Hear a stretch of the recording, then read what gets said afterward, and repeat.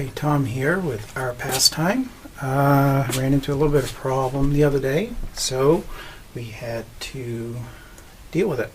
You can see this is my trusty chainsaw, or it had been.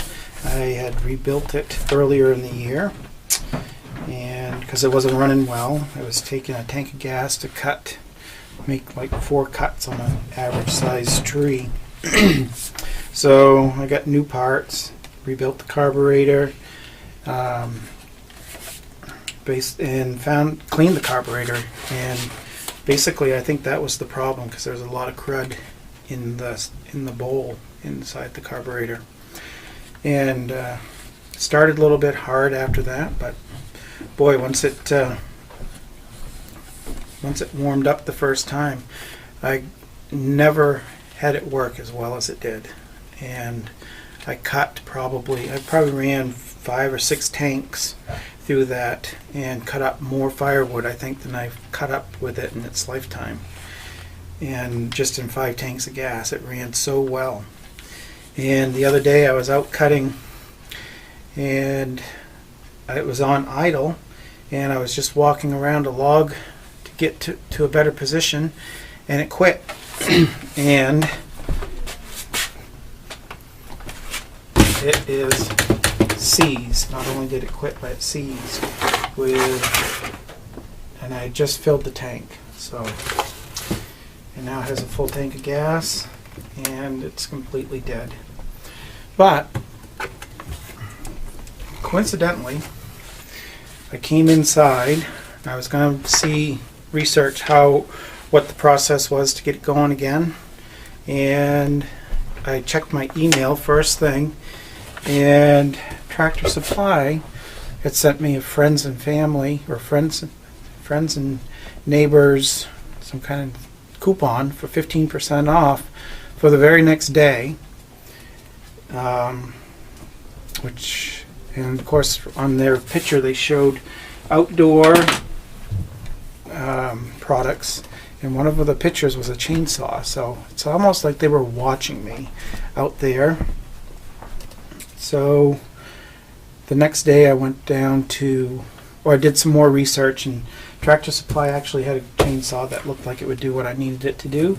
Went down the next day, which was a Monday, and purchased this chainsaw right here. So I thought today I would unbox it on camera and see what it looks like, and probably do a review on it and use it outside, because I still have some wood to cut up. So let's open it up and see what it looks like.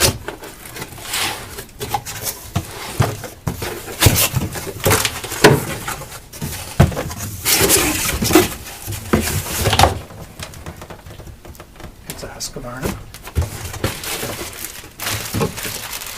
Comes with a tool for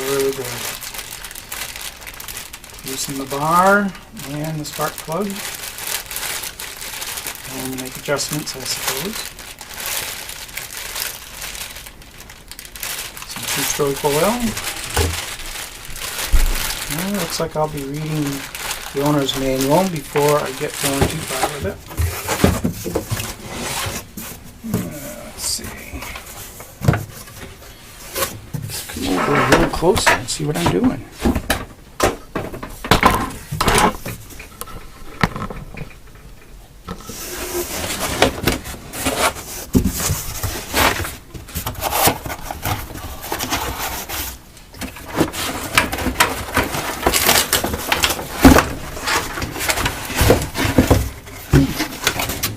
It's a nice little saw.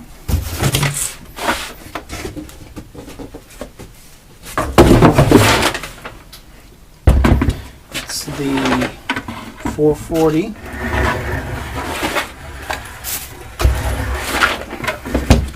Has some new features on it. Has a flip-up cap on it, which might be easier to unscrew. That was one of the things I did on one of the last things I broke on the other chainsaw, was the cap. The cap had just broke, the oil filler cap had just broke right before I filled it up. Whereas I filled it up, I went to tighten it and it snapped. So I just put a cheesy cap on it that I found from an old fuel tank.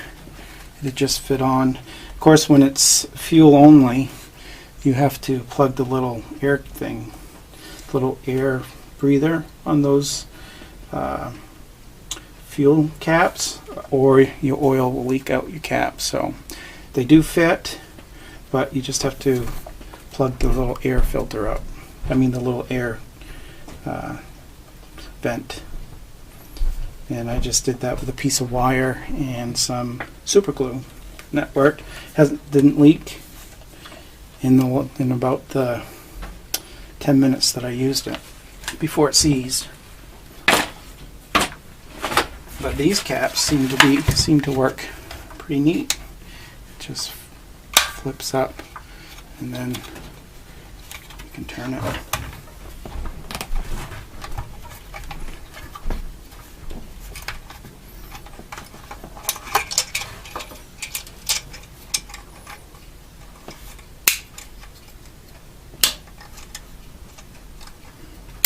Neat.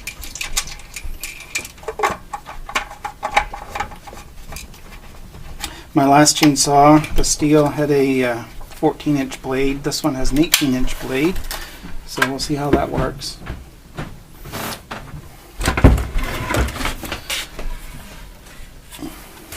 It's going to take a little bit of getting used to, I suppose.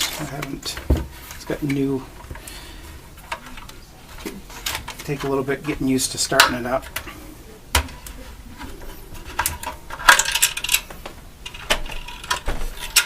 Fuel filter.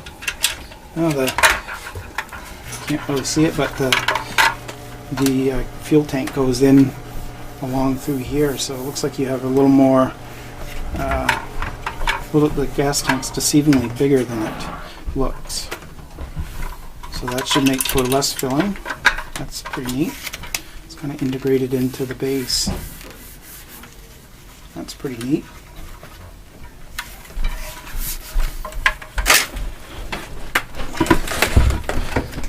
This chain brake.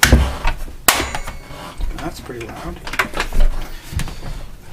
Supposedly this weighs just under 10 pounds. I looked at they have a smaller model, and that was supposedly good for brush and trimming around your place. The Rancher was a lot bigger than this one, and from all the reviews that I read on that, people said it was a great saw, but it was very heavy and you tend to get tired after a while. And they've also mentioned that the 440 seemed to keep up very nicely with the Rancher. So, and it was just under 10 pounds. And I guess you don't seem to get as tired using this one, which will be good because I have 8 cords of wood coming this weekend to cut up. And we'll give it a good test then, I'm sure. Now, some downsides to these saws I've heard is that after a few hours of use, or I don't even know if it's an hour, but after a little bit of use, the chain on these loosen up, which you would expect on any chainsaw I've ever used. The chain loosens up as it warms up, so you tighten it down. You don't want it too tight. And some people have mentioned that, some reviewers had mentioned that the idle moves a little bit. I'm sure during the break-in period you're going to have to adjust the low and the high idle maybe a little bit. Other people said it worked great out of the box and they didn't have to do a thing with it. So that's what I'm counting on this one. But otherwise, I'll be prepared. I'm not afraid to fiddle with the idle adjustments. It doesn't bother me at all. I've done that before. So next you'll see me probably is out cutting wood with it, and I'll probably catch up with you then. One other thing I wanted to mention before I go out, it has quite a good service plan that comes along with this for 40 bucks. You buy the gas, some pre-mixed gas that goes with it, and it extends your service plan by 2 years, which I thought, how can you beat that? Spend an extra 20 bucks on gas and get a 2-year extension on your service plan. You really can't beat that warranty. So just wanted to mention that, and I'll catch up with you outside.